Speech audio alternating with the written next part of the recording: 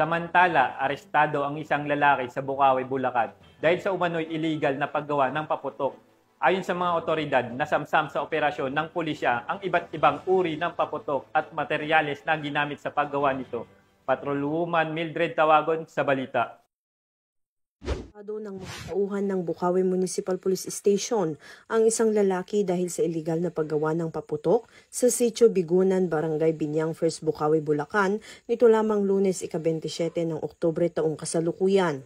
Kinilala ni Police Lieutenant Colonel Virgilio D. Ramirez, hepe ng Bukawi Municipal Police Station, ang suspect bilang si alias Junjun, 22 anyos na residente ng nasabing barangay.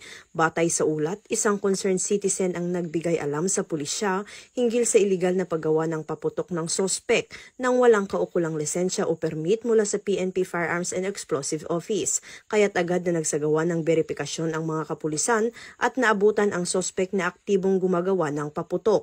Na-recover mula sa kanya ang humigit kumulang 23 kilo ng potassium chlorate, mga cylinder na bahagi ng baby rocket at ilang finished products na hindi pa matukoy ang kabuuang dami. Ang suspect at ang mga nakumpiskang ebidensya ay dinala sa Bukawi MPS para sa wastong dokumentasyon at pagsasampa ng kaukulang kaso alinsunod sa Section 4, 5 at 7 ng Republic Act 7183 o Firecracker Law. Muling pinaalalahanan ng Bulacan Police Provincial Office sa ilalim ng pamumuno ni Police Colonel Angel L. Garciliano, Provincial Director ang publiko na sumunod sa batas at maging responsable sa paggamit ng mga paputok bilang bahagi ng patuloy na kampanya lawan sa iligal na paggawa at paggamit nito upang maiwasan ang aksidente at masiguro ang ligtas at mapayapang pagdiriwang ng mga selebrasyon.